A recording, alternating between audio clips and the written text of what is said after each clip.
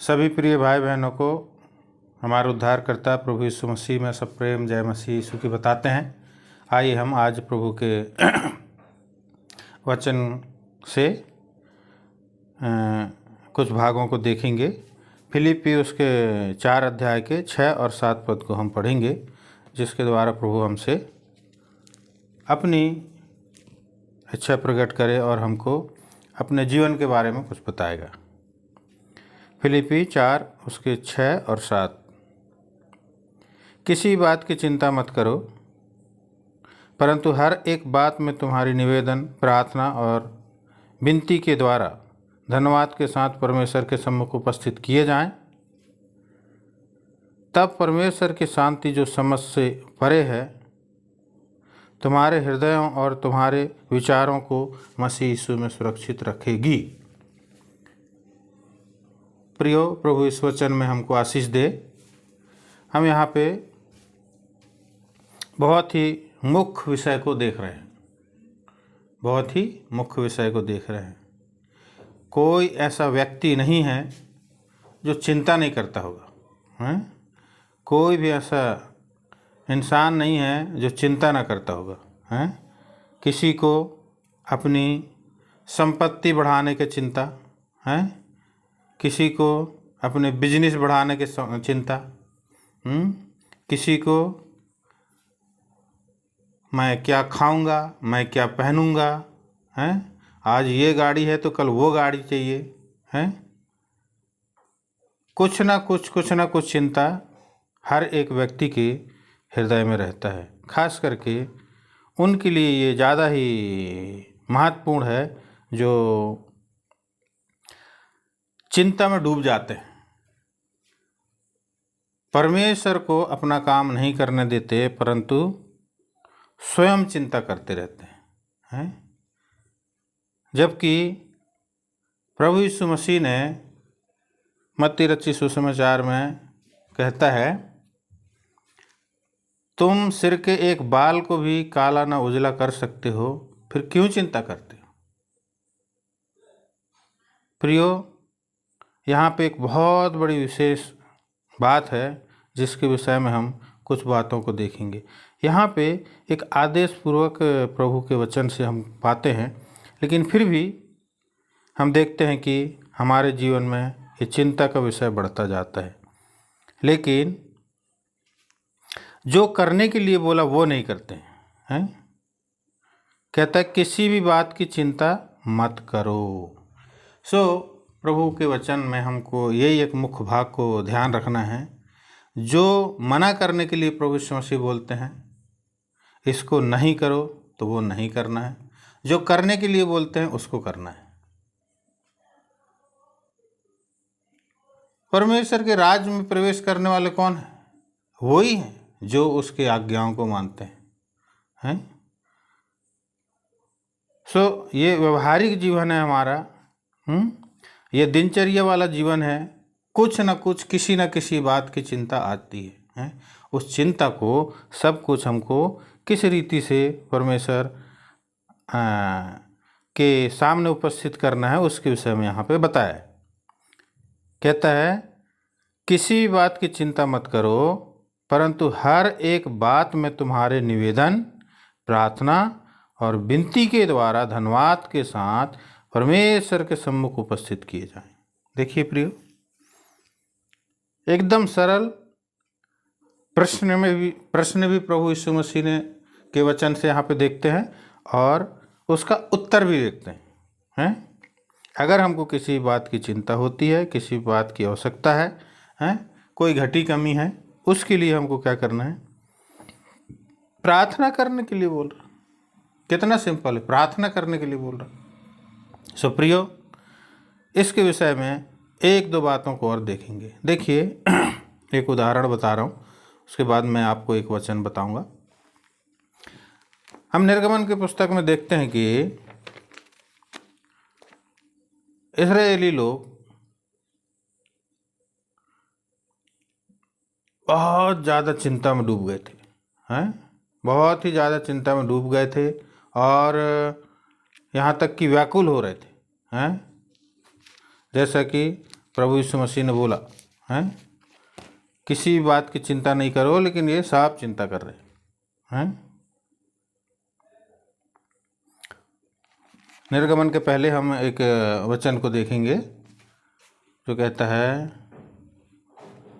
पहला पत्रस उसके 5 अध्याय के 7 पद में,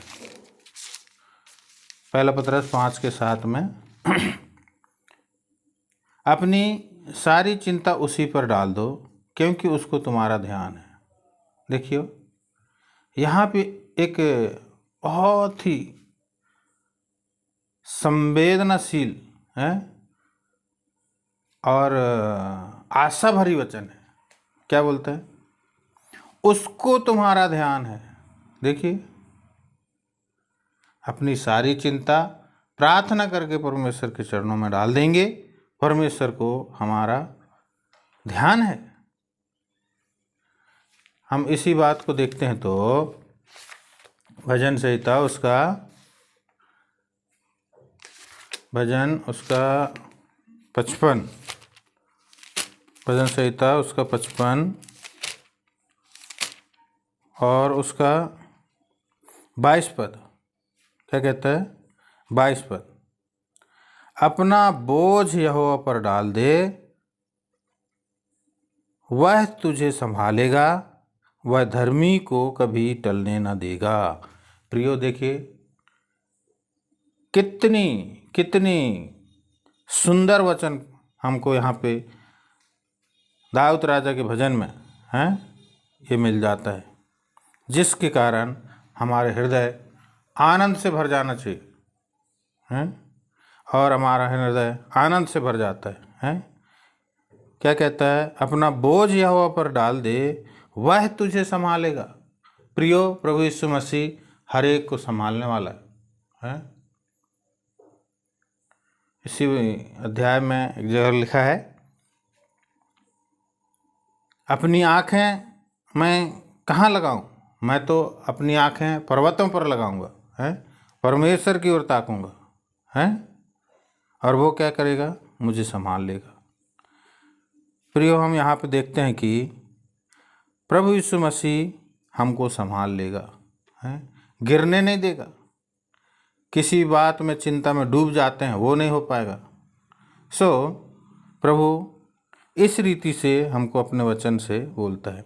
जब हम मत्ती रचित सुसमाचार में आते हैं तो प्रभु यीशु मसीह एक और बात बोलते हैं। मत्ती रचित सुसमाचार उसका 11 अध्याय, मत्ती रचित सुसमाचार उसके 11 अध्याय और उसका 28 पद समझता हूँ।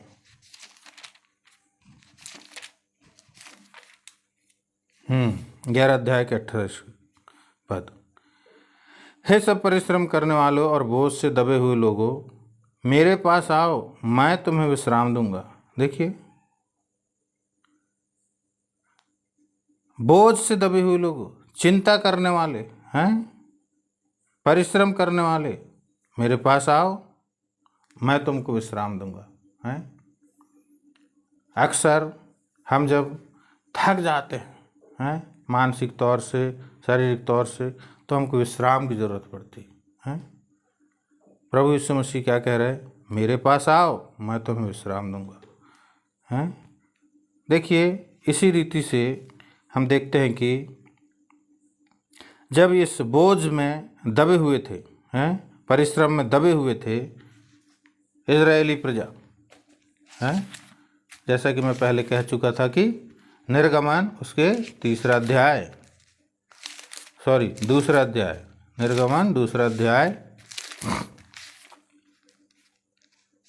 निर्गमन दूसरा अध्याय उसका 23 पद, बहुत दिनों के बीतने पर मिस्र का राजा मर गया। इजरायली कठिन सेवा के कारण लंबी लंबी सांस लेकर आहें भरने लगे और पुकार उठे, और उनकी दुहाई जो कठिन सेवा के कारण हुई वह परमेश्वर तक पहुंची। प्रियो, देखिए, जब परिश्रम करते हैं और बोझ से दबे रहते हैं कोई हमारे ऊपर हावी होता है तो हमारा जीवन किस रीति से थक जाता है? हम देखते हैं कि परमेश्वर उस समय उनको लेके आया है, जो ये मिस्र की गुलामी जो है ना, मिस्र की जो सेवा है ना, ये मिस्र का राजा उनको पहले से भोजन के द्वारा खरीद चुका था, हैं? 7 साल के जो अकाल आया था उस समय में सारे देश देश के लोग मिस्र में अनाज लेने गए, और हम क्या देखते हैं कि वहाँ पे यूसुफ को परमेश्वर ने पहले से ही भेजा था, और 430 साल तक वो लोग वहीं रहे। यूसुफ के साथ में तो परमेश्वर ने बड़ा ही भलाई और बड़ा ही ऊंचा काम किया था। इस कारण से पहले वाला राजा ने इस्राएलियों को कोई दुख नहीं दिया और उनका आदर करता था, परंतु जब वो राजा मर गया तो दूसरा राजा आता है तो वो इस्राएलियों से कठिन सेवा कराई, और ये सब 430 वर्ष तक हुआ। इसके बाद उनको इस मिस्र की गुलामी से, इस सेवा से उनको छुटकारा मिला। सो प्रियो, यदि हम परमेश्वर की ओर ताकते हैं तो हमें भी एक नया छुटकारा मिलता है। एक नया छुटकारा मिलता है। हम पढ़ते हैं पहला कुरंती उसके 12 अध्याय, पहला कुरंती उसके 12 अध्याय, उसमें एक बात बहुत ही अच्छी है, वो मैं आपको बताना चाहता हूँ। 12 अध्याय के 25 पद में इस रीति से कहता है, ताकि देह में फूट न पड़े, परंतु अंग एक दूसरे की बरबस चिंता करें। देखिए प्रियो, कितनी प्यारी बात है, हैं? ये देह किसके विषय में बात कर रहा है? मसीह की देह के विषय में बात कर रहा है। इस वचन का मुख्य अर्थ ऐसा है कि हम अपनी चिंता ना करें, परंतु अपने भाई बहनों की चिंता करें, अपनी चिंता परमेश्वर के ऊपर डाल दें। इस वचन की यही एक अर्थ है। जब हम भाई बहन की रेख देख करेंगे तो परमेश्वर हमारी रेख देख करेगा। जितने भाई बहन प्रभु में एकत्रित होते हैं, जो छुड़ाए जाते हैं, बचाए जाते हैं, उनको परमेश्वर के कलीसिया में मिलाया जाता है, जैसा कि हम प्रेरितों के काम 2 अध्याय में देखते हैं, 1 अध्याय 2 अध्याय में देखते हैं, और ऐसा बढ़ते जाता है। और हमको क्या करना है? जब भाई बहनों की चिंता करना है, उनको किस बात की ज़रूरत है, आत्मिक बात की कि भौतिक चीज़ की, हैं? तो इन सारे चीज़ों की जब हम ध्यान रखेंगे तो प्रभु हमारा ध्यान रखेगा और मसीह की देह उन्नति पाएगा। हैं? यहाँ पे क्या लगता है?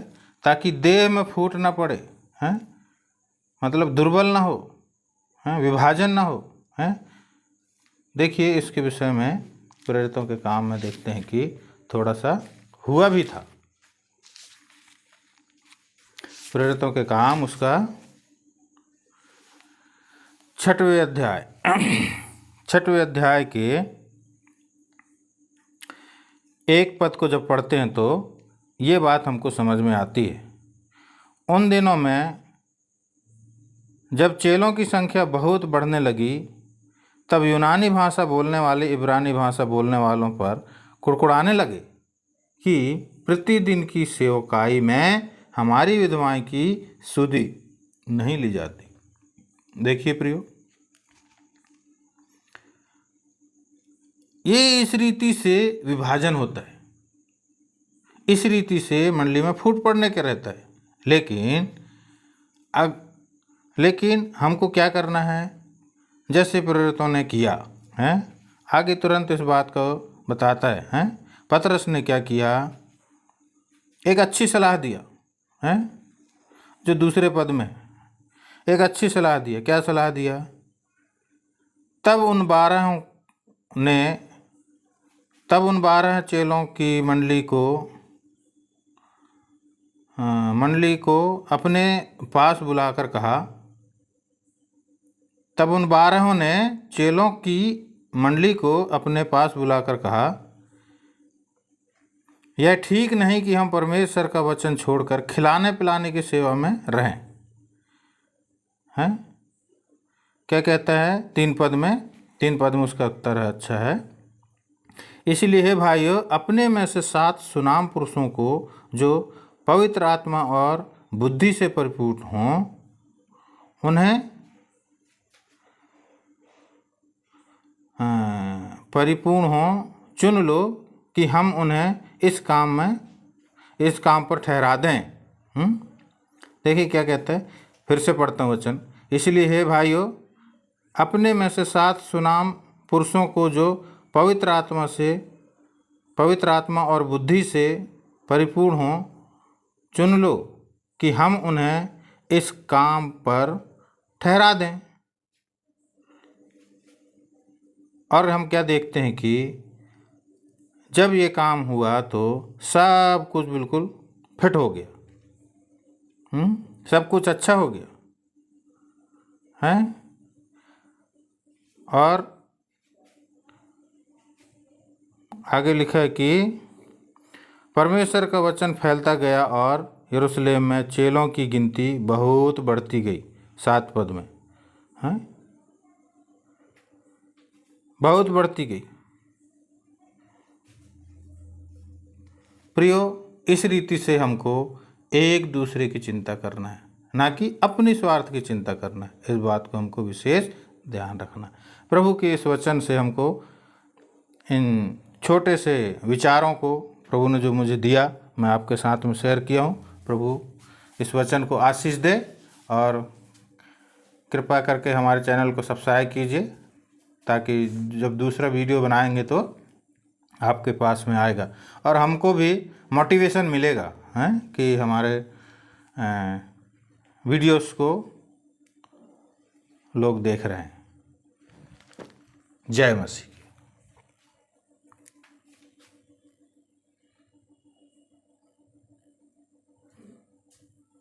क्या नहीं कट रहा?